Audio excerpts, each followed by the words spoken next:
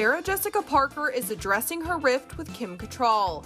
The Sex and the City alum spoke out to The Hollywood Reporter about the situation with her former co-star, who had played Samantha Jones on the hit HBO series and 2 movies alongside Parker's Carrie Bradshaw.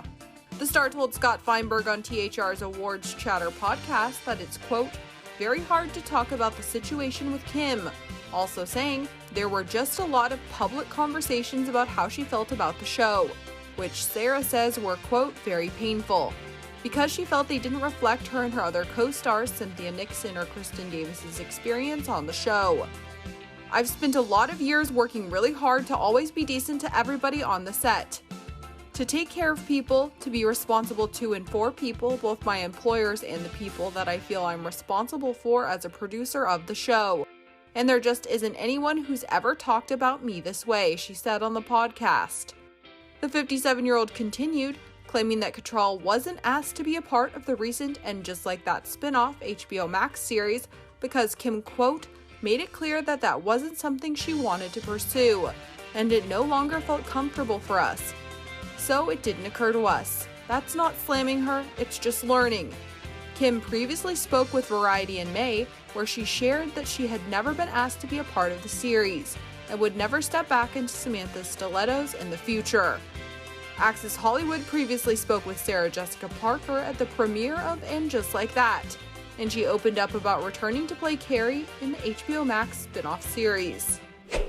We've seen some sneak peeks of where Carrie is fashion-wise now. We've got some pictures that are some of our most viral, right? That kind of broke my Instagram feed at least, and that I saw everywhere. How has Carrie's style evolved? Kind of how does this represent who she is? I'm no good at answering that question. Oh. I think it's for every watch. I think you got to watch and see the stories that accompany the clothes. Yeah. I think it's not. They don't stand alone without a story. They have a foundation. So it's not for me to say how she's evolved or what it means.